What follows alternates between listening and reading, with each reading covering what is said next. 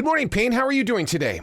I'm doing great. How you doing? Absolutely fantastic. I'm going to start it off with this question because I got to know, are you still stalking Ewan McGregor?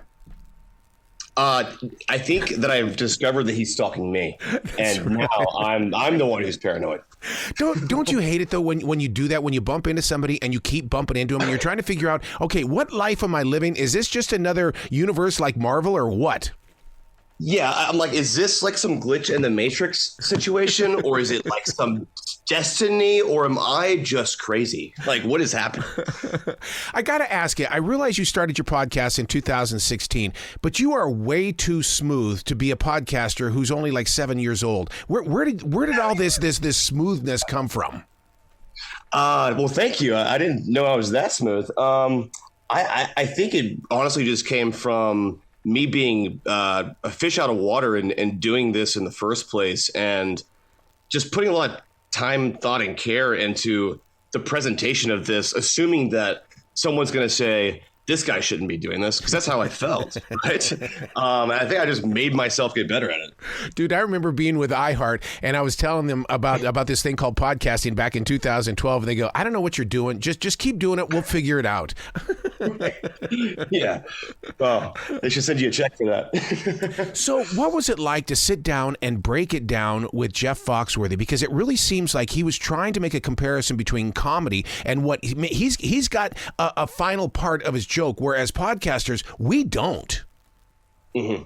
Yeah, no, he has some really good points about that. It's funny because I've always found him hilarious. As a kid, I grew up watching this guy. And so to be sitting down across from him talking on my show was surreal and super fun. But yeah, I think there is something about comedy and dark humor. I mean, even if I'm deep in some sort of missing persons investigation and I'm doing all this stuff and it's really heavy material, sometimes like, behind the scenes, the only way to kind of really keep your mind clear and keep going and not lose it is a little bit of like gallows humor, where you're kind of, it's so bad, it's absurd in a way, almost in a way to like digest it. Yeah. And so I think that there is some weird like line sometimes between humor and, the worst things on earth. Yeah, because I mean, you even stated it. If we can't relate with it, how are we supposed to even laugh about it? I mean, we have to have that dark side. Absolutely. Yeah, I think that, that if you can do that, I think that you've taught yourself something in terms of like how to cope with life. For me, that's how I like to do it. Yeah. If it's so bad, it gets so bad, it's funny, because it's just so bad, it's ridiculous. I would love to see your personal research on when you put one of these crime podcasts together in the way that it's like, okay, why are they coming here? How long do I have their attention? And have I gone too far, or have I not gone far enough? You mean like in the storytelling process? Yeah, because I'll tell you what, one of the reasons why I created the podcast in iHeartRadio called Pod Crashing was because I was really going to go on there and I was going to become a critic. And I sat down to do the first show because it was against Will Ferrell. And I said, I don't have the balls to do this. I don't want to do this. And so I thought, okay, if I can't critique them, then teach them. And I feel that when I listen to your podcast, because you get on there and you question the monologue. Is this too long? If you're not going to be here, I don't care. Go now, but hopefully you'll find me later. I mean, I love the way that you're so open. Well, thank you. I mean, I honestly make all of my shows how I would want to listen to them. Yeah. As a person who doesn't really, whose like attention is hard to get, right? I'm the kind of person who has ADHD brain, and I might tune out of your podcast in 1 minute if I'm not being helped along or intrigued or hooked in some way. So I'm kind of making it where like, okay, I'm consciously thinking about those little intricacies as I'm building it. So it grabs my own attention, to be honest. Yeah. Oh, yeah. And I feel like I'm conceited when I do that, because I'll take my podcast out for a walk. I'll sit there and listen to it in the real world in the car, because I'm thinking to myself, this is where the listener is, dude. Figure it out. It's kind of true, though. Yeah, that's what I always do, too. It's like I never go back and listen to old stuff. But once I post a new episode, the morning that it comes out and it's already live, where it's too late to take it down, I'll listen to it one time, like on my commute, and I'll just really kind of give it a solid critique of my own, knowing that I can't go change it now. Right. And so if I really hated it, I'll always remember that, and I won't do that again the next time. Wow. I've never met anybody who gave away a podcast studio. Where did that even come from? I was honestly just sitting in my studio, and I was like, what can we give away in here? I was like, actually, you know what? Like, we have a couple extra. I was like, wait a minute. And like within 5 minutes, we walked around and, we had like a entire extra setup that like, I mean, in 2016, I would have, sold my Xbox for, so I was like, okay, this is actually pretty cool. And also, I didn't know how to even assemble something like that back in the day. So, I just thought it'd be a fun thing to give away. So where did you find it in your heart and your creative path to decide that I'm not going to settle on one? Because, dude, I have 14 podcasts. So when I heard about all of yours, well, it's because I'm a radio guy. We're taught one thought per break. Why am I putting rock stars with chefs? You know what I mean? Mm-hmm. I mean, so it's like, okay, so create a podcast then, dude. One thought per break. And you're doing the same thing. You've got so many. How are you keeping your head on straight? I mean, I think that it's how I got here in a way. I mean, I made Up and Vanished in 2016 and it got really popular and I was the Up and Vanished guy. And I almost felt limited by that, even though it was, the most accolades had ever got for anything I'd done. I felt limited by that. And I immediately went and made with iHeart Atlanta Monster, which was a totally different story. Be able to explore as a creator. And as long as I can keep getting the opportunity, I'm going to keep trying to do that. Yeah, you always say yes. I mean, that's what I can feel that in your presentation. Well, I definitely say no sometimes. I say yes to you, though. But to build it, that's one of the things that listeners, so you do a podcast. What is it, like 15, 20 minutes? I wish it was 15, 20 minutes. I mean, the hours that you must put into your presentations. Yeah, it's like unquantifiable, to be honest. People ask me all the time, like, how long does it take? I'm like, I don't know. It takes forever. Like I might work for a half day on 1 minute, but then at the same time, I might finish 25 minutes in one day. Wow. Depending on how it's structured and what it is. There's a lot of different layers to it, especially with like a true crime story that I'm telling. It's, there's interviews that I've really done and, taking these pieces out and painting a story with them and using music and what's the most clever way to arrange this to get your attention and to have this payoff ending and keep every episode kind of folding on top of itself and snowballing into some sort of conclusion? And how do I sound like I'm not being, too much of this, but like relatable and like, hey, like we get it. Don't be like fake, but also hold my hand a little bit because I need it. Like, what's the balance, right? Wow. And I'm just always trying to think about that. Are you doing your own editing, or is it Mike that's helping you out there? I mean, what's his job? Mike is definitely probably my go-to editor. I still edit most of my podcasts, not entirely, but just a little bit of a hands-on thing, just to have my blueprint, like just my touch on it. But I kind of like editing, though. It's to me, it's kind of how I've been able to get as deep as I've been able to get into the stories, is by editing it and listening to this tape over and over again, kind of drilling it into my head where I feel like I have this genuine understanding of it that I might not get from just listening to it, like the finished product one time. Yeah. So, I mean, do you ferment it? In other words, do you set it aside and come back as the editor? Because the performer and the editor are not the same people. And it's like, I have to keep them separated. You have to. Yeah. You have to be able to say, okay, that's it, come back. And then if you're in a groove, try to stay in there as long as you can to get that thought out. But eventually you're like, okay, you're beating a dead horse. It's like, you can't, you're going to keep touching this thing, and you're going to end up breaking it if you don't just come back to it later and see it from a different perspective. Do you left hand, right hand your tracks? Because, I mean, like, my questions are in the left track right now. Your answers are in the right track. Only because when I screw up, I have to go back in there and redo my question because I'm going to screw up. Oh, yeah. I mean, if I'm in person, it's harder because you might hear me in the background a little bit. But if I'm doing a phone call interview, right, I might step over you in our conversation, but not in my edit. I'm not going to. Right, I'm gonna sound real good. Yeah. Let's talk about that title, because they always teach us, when we go to our little podcasting schools and seminars, that talking to death. What made you settle in on that title?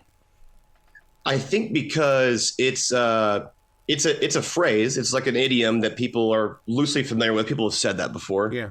It has a touch of the true crime element that you might know me for. and it can get dark and weird, which is a lot of the stuff I create and do is that. And also it's just quite simply like, I'm going to talk you to death. Yeah. And really that's kind of what it literally means to me.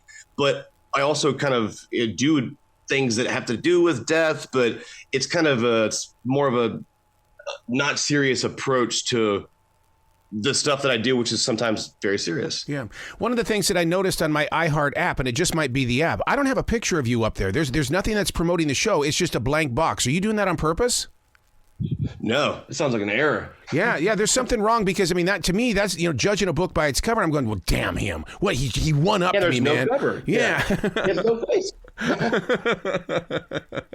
So were you shocked about Steve-O when he started talking about the crime stories and stuff? Because, I mean, I had no freaking clue that he was so into it like he is. I really didn't. And, that was, I was pretty nervous for that one because, I mean, I grew up watching this guy. And I just know him as the guy from Jackass, right? I mean, he's Steve-O. I mean, I grew up watching like the MTV show and then the movies. And I'm like, okay, I'm talking to this guy and he wants to talk to me about something serious. I'm like, can I even do this? And, I was like, maybe he'll just be cool. And like, we sat down and he was super cool. And he goes, okay, so I want to talk about the death penalty. He just went straight into it. And I'm like, in the edit, we moved it around because it got so serious so fast. I was like thinking in my head, I was like, man, I had this whole idea of wanting Steve-O to give me a tattoo at the end of this. And I don't know how I'm going to get there because we're talking about something really serious right now. But we ended up having this really amazing conversation that went all over the place. And I was just like blown away by just how candid he was and the depth he had about serious subjects and how it was a kind of a surreal experience talking to Steve-O from Jackass about, the death penalty. Yeah. Yeah. I mean, in reality, that dude should have the perfect life. I mean, he came from a very, very big family. He traveled the world. I mean, many of us are out here going, God, I want to do something like that. But he wants all the attention. Yeah. I mean, he's like the class clown of America almost, right? It's like he really truly is that guy who thrives off of that. And he'll tell you that. And once you kind of understand that and you realize he's being serious about how he feels about seeking attention and like the work and time and, respect he puts into his stunts, you get that, oh, wow, he's not just like lazily doing this. He's not just sloppily putting this together. This is like a performance. It's like a lifetime performance in a way. Oh, yeah, because, I mean, I really was drawn into the story when he says, okay, well, I'm only as good as my last stunt. What am I going to do next? And I feel like as a podcaster, we have to do the same thing. What's next? Yeah. Yep. And then I was like, that one hit home. I was like, well, I know that feeling. And it's like, wow, it just turns out this is your craft, right? And like Elvis seemed like it was like, well, duh, yeah, like this is what he does, but you just don't look at Steve-O like that, right? You don't, you kind of throw out that this is some sort of craft of his, but really it is. I can't do that stuff. And he's done a really good job of not really hurting himself. He's kind of like a nimble gymnast in a way. I mean, I would have already broken my neck. Oh my God. And you invite people to watch the video, which I think is fascinating that you've jumped on that. I'm a radio guy. When I saw Casey Kasem on the Hardy Boys back in the 70s, I thought, I don't like him anymore. I don't like the way he looks. That's not the way I envisioned it. Right. But you're doing the video thing. I mean, where's the mystique in this, man? Man, I just to me, I came from the filmmaker brain. Yeah. Right. I didn't to me, I looked at like someone like you as the radio person that does what I can't do, right? Then I ended up making podcasts in my career. But because I'm capable of filming this, I also wanted to, because I've done so many deep dive investigations and talk to people in person, I wanted to get that in-person vibe if I could create it. So I've really gone out of my way to do all these interviews in person, which has been difficult. And like if we're here, let's just film it. Because I think that, at the very least, I want to show you a moment from this because I think it might mean more if we do it right. Mm-hmm. And so we're kind of we're not trying to do it just for fun. We want it to be kind of to live a little bit longer or be an extra layer of the experience if you want there to be. Speaking of that living longer, boy, my eyes were opened up when he said that. When he says when Steve was talking about, I'm going to do video and it's going to last long. And then when he realized it does not last that long. Yeah. I mean, he seems like like mortality kind of, or the idea of mortality really kind of kicked in. And yeah. I mean, that kind of spooked me. I was like, wow, like Steve-O's saying this. When is that going to hit me? Or has it already? Is it hitting me now? Like, I don't know. I got to ask you the same question that I do all my murder mystery authors that I talk with. And that is that why aren't you putting yourself on the stand when you've got all that information in your hand about these people that should be in prison? I mean, or are you being called to sit on that stand? You've got the information. They don't want me to. Why? They don't want to incentivize a podcaster to solve their murder. They don't want to do that. And like, they just don't. And I've had some really bad experiences. I've had some outlier good experiences. I'll say like the Colorado Bureau of Investigation did reach out to me, and I've shared with them all of my tape. And I said, hey, I'll give this to you either way. But my one request is that I get to record all this. Mm-hmm. And he said, sure, that's fine. I'm like, awesome. So you'll hear that one day. But yeah, I think up in Vantage season 1, Tara Grinstead, who was murdered in South Georgia, they eventually had a trial last year. And the prosecution called me as a witness, but only just to try to keep me out of the courtroom. Oh, man. And they just, it was kind of like some middle school playground immaturity level stuff. And they lost the case, which it's like, all the information I put out there was for them to consider. And I don't think they did. I think they just wanted to be right instead of trying to find what made sense. Do you see yourself as a journalist or a podcaster? It's one of those questions where I'm like, I'm not a real journalist. And right. Someone goes, yes, you are. And I'm like, okay. And then I'm like, I'm a journalist. And like, don't say that, because a real journalist is going to be offended by that. And I'm like, I'm whatever you want. But what I know is that I do go to uncomfortable places more than a lot of journalists that I know, and get big stories that are not easy on you to as a creator to go get. And so whatever that means, and I don't really care about the label as long as it's I'm making something that feels powerful and people are into it. Don't you love the hunt though? I love research, dude. I am so addicted to doing research. Keeps you going, man. It's like that's the thing that's like, keep going back to it. You're like, man, here we go, back on the saddle. It's like yeah, no, trust me. And thankfully I'm surrounded by people now who feel similarly. And so it feels kind of like a, camaraderie kind of vibe. Like, okay, let's go find this stuff. Right. Like, let's go get this. Yeah, because the way that you do your research and the way that you get into your stories, you're the type of guy where somebody sees you at a Starbucks and they're going to say, oh, crap, he's here. He's up to something.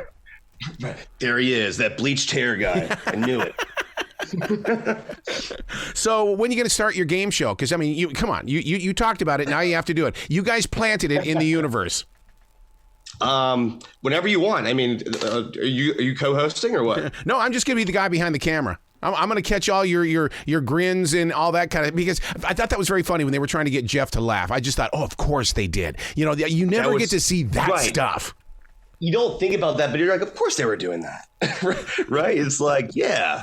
It kind of humanized the whole thing. Yeah. I mean, whenever Jeff wants to do it, I'll do it. I'll be the new one. But yeah, I was like, yeah, I'm definitely not smarter than a fifth grader. I've seen that show. I don't think I am. Is there a side of you that would like to be on the radio, or is it, because I mean, I've been at 44 years and it's like, I don't want to go back. I like this. What about you? I grew up, one of my idols growing up was my cousin. I guess he's my cousin-in-law, technically. Basically, my cousin's husband. He was a pretty popular radio host here in Atlanta. There's a station called 99X back in the day. Yeah. And he had a show, Toucher and Rich. He's actually Rich, if you know who that is. So I grew up listening to him, and he was doing stuff that was, I mean, back then, I think he was doing stunts and like radio pranks and all kind of just wild stuff. And I thought that was just bizarre and badass. This was his job, right? And so I grew up thinking that was cool, but I couldn't do that. And I found it strange when I was making audio shows. I think that podcast radio, it's like, it's whatever. I think I like the creating process more than I like doing live stuff. I think the live stuff is just like a component that I just have to do. Yeah. Right. Yep. That like I'm good for, but it's not really like what I do it for, you know? Yeah. Dude, you got to come back to this show anytime in the future. You're down there in Atlanta. I'm up here in Charlotte. Maybe one day we can drop this Dirty Birds thing that we've got with those Atlanta Falcons. They stink. We hate them. Oh, man. How y'all doing, though? Y'all aren't doing that great, are you? We suck. I'm sorry. Is Baker Mayfield, is he hurt? Is he playing? Does it matter? No, he's down in Jacksonville now. We've got it. I forgot. See, that's how irrelevant you guys are right now. I mean, we just fired our head coach, man, after only 10 games. So we're having a hard time too, though. I mean, we have a couple of fun players, but God, we're gonna Falcon this way out of here. We know it. We're gonna be a Falcon in any minute now. Well, you be brilliant today, okay, dude? Hey, thank you, man. I appreciate it.